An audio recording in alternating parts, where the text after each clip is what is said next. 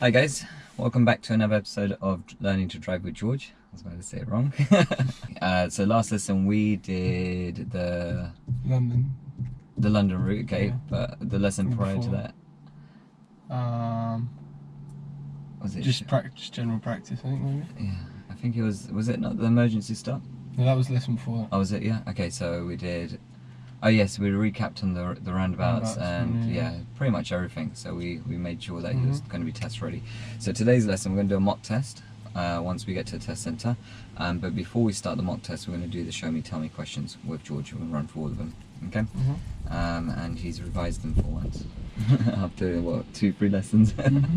Okay, so cool. What we're going to do is you're going to follow my directions for now, and then I'll start the sat nav when we get closer to the test centre, and then we'll follow a route from there. Cool. Okay, and then we'll stop off, do the show me, tell me, and then a mock test. Okay, whenever you're ready, I'd like you to move up.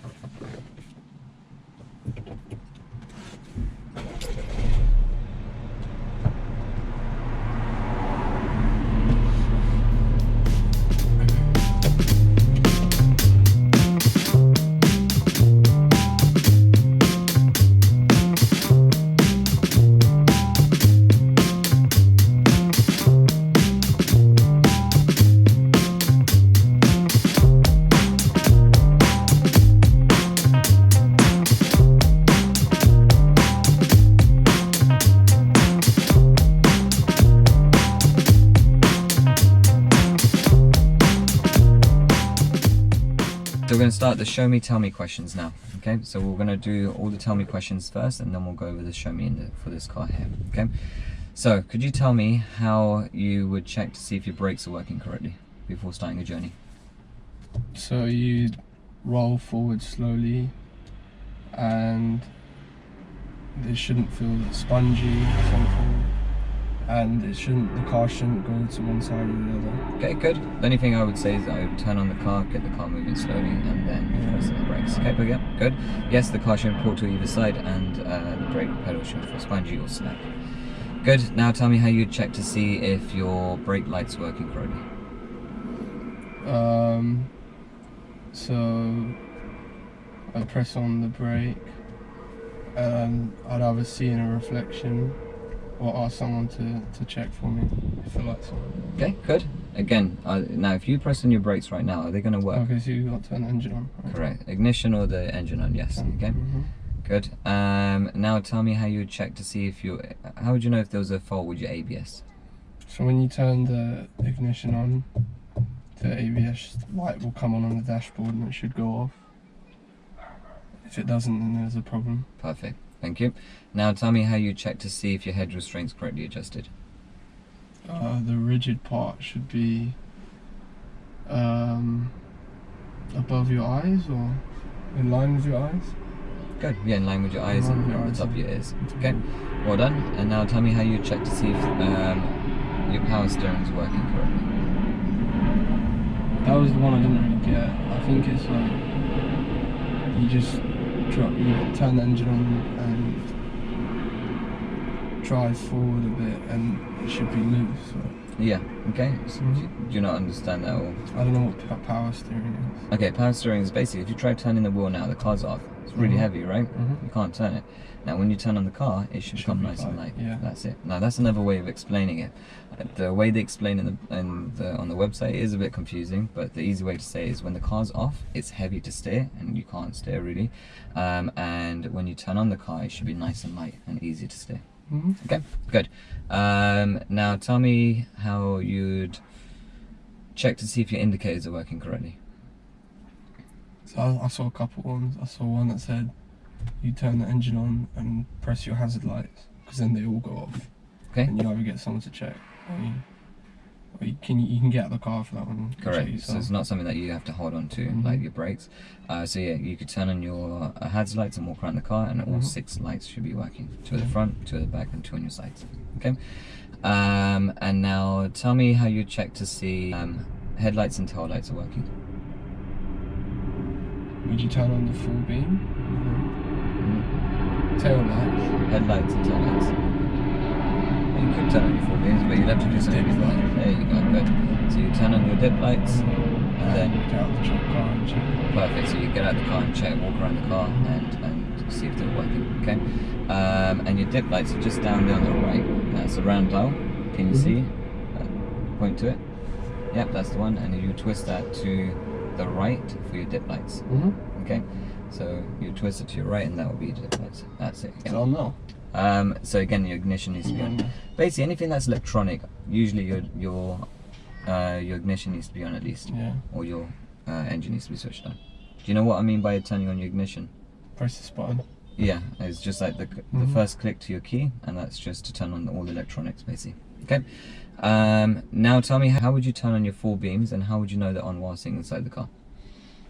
I'd use this switch here. Go like that. And on the dashboard it'll say that the 4 beams on.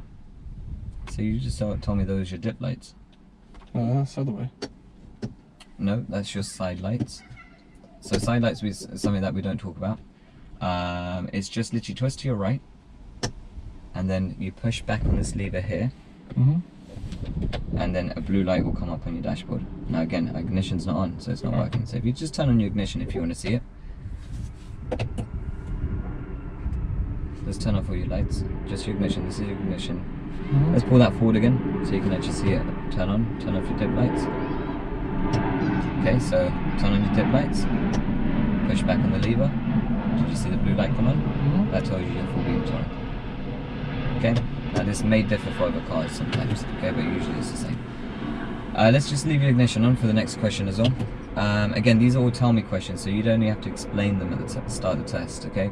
But I'm just getting you to show me at the moment so you can get an understanding of how it looks. Okay, so it makes more sense. Show me how you turn on your fog lights. How would you know they're on while sitting inside the car, and when would you use them? When visibility is less than 100 meters. That way. Is that it? Or? Nope. So remember, that's your side lights. It's something that we don't talk about. Yep. So you turn on your. So first of all, we turn on the dip lights. Dip lights. Okay. And then there's a button on the left of that. You just press that once. Did you see a light come up on your dashboard?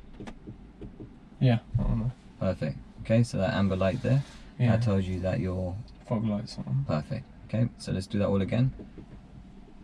So the question was, tell me how you turn on your fog lights. How would you know they're on while sitting inside the car, and when would you use them? You'd use them when visibility is less than 100 meters, and you turn the engine on, turn on the dipped headlights, and then press this button, and that turns on the fog lights, and you know it's on because there's a light on the dashboard. Perfect. Yeah. Good. Now tell me how you check to see if your tyres are roadworthy. So what, the pressure or the depth? So how would you check the tyres condition if it's roadworthy? So I would use a pressure gauge. That's how you check your tyre pressure. So we're asking about the condition of the tyre. Tread depth gauge. Could you use that? Okay. There needs to be 1.6 minimum. Okay. Millimeters. Good. Anything else? Yeah, so there shouldn't be any scratches or marks on the tyres. Scratches or marks? No. Scratches. Not scratches. Cuts, yes. Yeah. Cuts and bulges. There you go. Perfect. 3 main things there, yeah? So no cuts, no bulges, and there needs to be a minimum of 1.6 millimeters of thread depth across the 3/4 of the width of the tyre and the whole circumference. Okay, so I'm going to get you to repeat that again. So how would you check to see if your tyres are roadworthy? You check the tread depth on the tyres. It needs to be at least 1.6 millimeters deep across the 3/4 of the tyre thing. And there can't be any scratches or cuts or bulges. Okay, good. Okay, I was happy with that. That would have done. Okay, sometimes examiners may make it a lot easier. They will just ask you what's the minimum thread depth, but some of them would want the whole kind of explanation. Okay, all right. Now tell me how you check to see if your tyres have the correct amount of tyre pressure, and where would you find the information?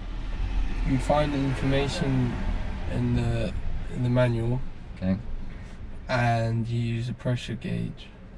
To check the pressure. Yeah, a reliable tyre pressure gauge. Okay, good. Well done. I believe that's all the tell me questions. Now we've got some tell me questions underneath the bonnet, which we'll do in a moment. But let's just do some of the show me questions now. The show me questions will happen while you're driving on your test, okay?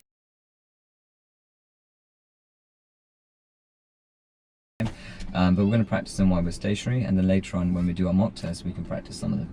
Okay, so first one, show me how you'd open your window. Done this plenty of times. Not with that hand. You're not going to go through your leg, are you? I think you've done that before, going from one hand to another.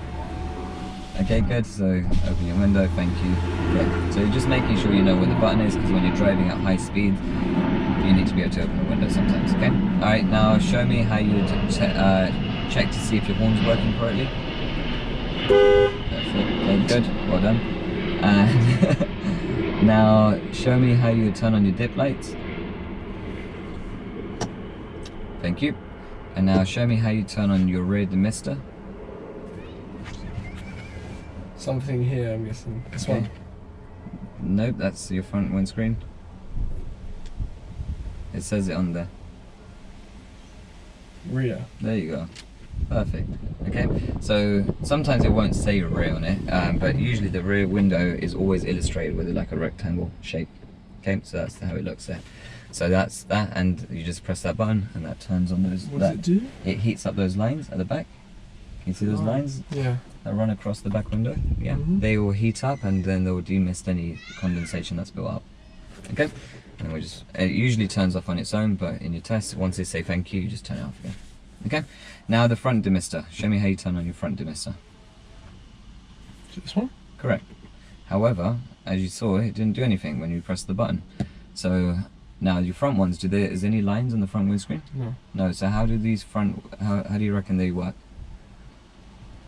Fans? Fans, yeah. So we need to turn on the fans first and then adjust the temperature and then press that button. Okay, so you know how to turn your fans on? Perfect. And then you press that button. Now in this particular car, as you see, it says maximum. Okay, now if you turn the fans on just even the slightest amount, it will go to maximum speed and maximum heat. But most cars, what you'd have to do is you'd have to turn up and adjust the fan speed manually, and then adjust the temperature manually, and then direct it towards the windscreen. But in this car, it's quite smart. So as soon as you do that, you press that button, it just goes maximum heat, maximum fans. Okay, so it makes your life a little bit easier. Now to turn them off, you could just turn off your fans, and that should just turn off the demisters. So let's just try that. So imagine you're driving. Okay. Okay. Thank you. And now imagine you're driving at 50 miles per hour. You're gonna just do what you're just doing, like kind of with your fingers.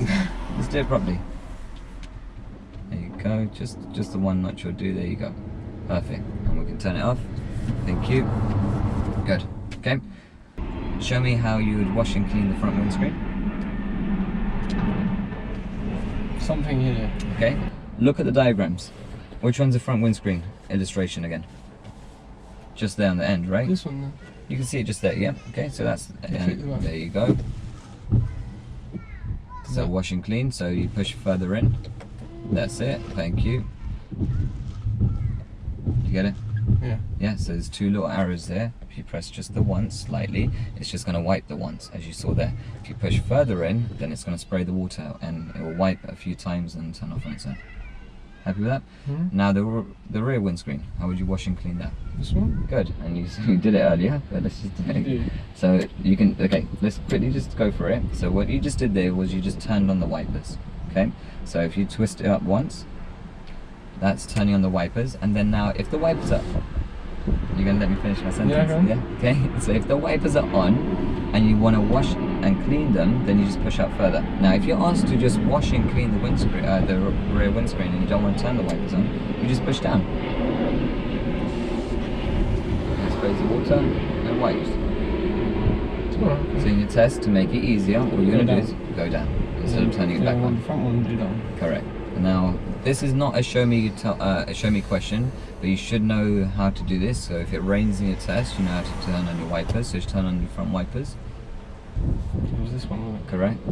That's your low setting, and then you got medium, high, and going super high, but you understand that, yes? Oh, scary. Okay.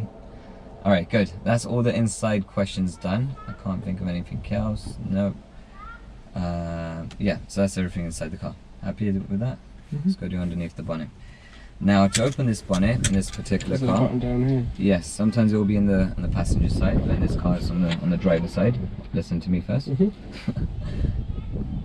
Okay, so you need to get out your car first, and we need to turn off the ignition. Let's do that first. Let's turn off the ignition. You need to get out of the car. When you look underneath, there's a red lever, okay, and you're going to pull that down. And now try not to just pull down randomly looking for it like this.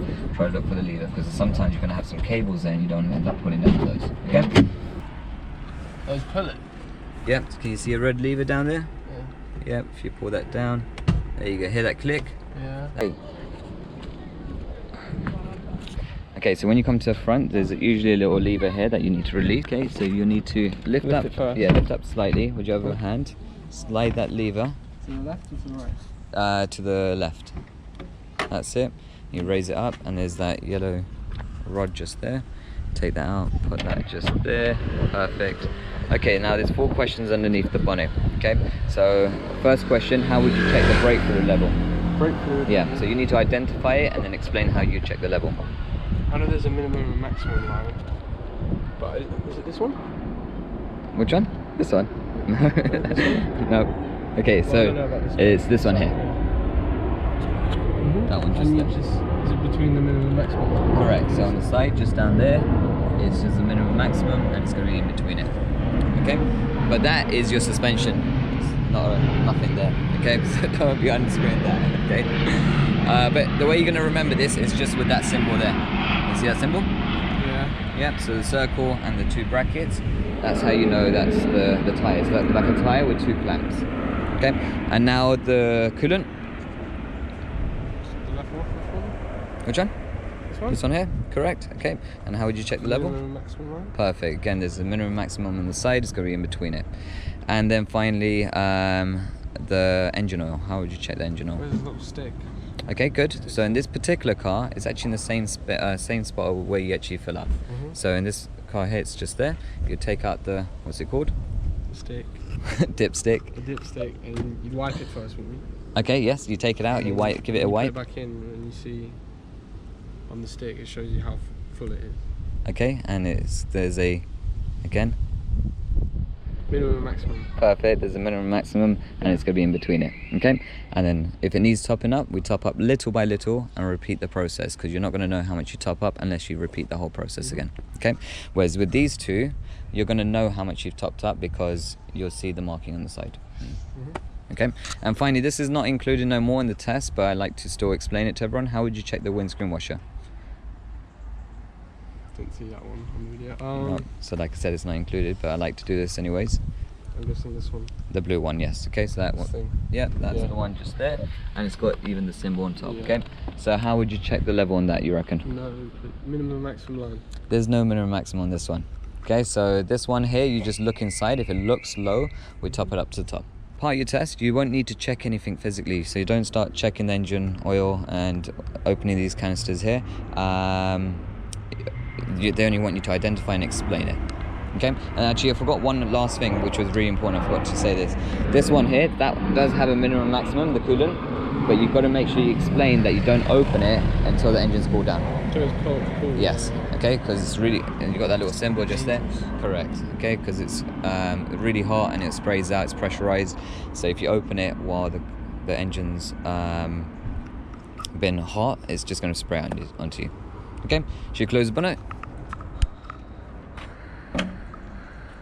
Good. Click that back in and bring it about waist high, a little bit higher, and just drop it. Okay, so it didn't close, so we're going to open it up again. Or you could just push down from the top, either way, but I prefer people to. It's not open. So just, yeah, the same way you opened it earlier. Good. Drop it from Not from, about a little bit lower. There you go. No, it's too low. A bit higher. Drop. Perfect. Okay, we'll jump back into the car. Okay, good. So do you understand all the show me, tell me questions? Okay, so we will go over them again on the test day. It's just getting yourself familiarised with them now, and then when we do the mock test, I will ask you a few of these questions. Okay, cool. Good. So what we're going to do now is we're going to drive back to the test centre, and we're going to start mock test from there. Cool. Cool. Whenever you're ready, we're going to move up.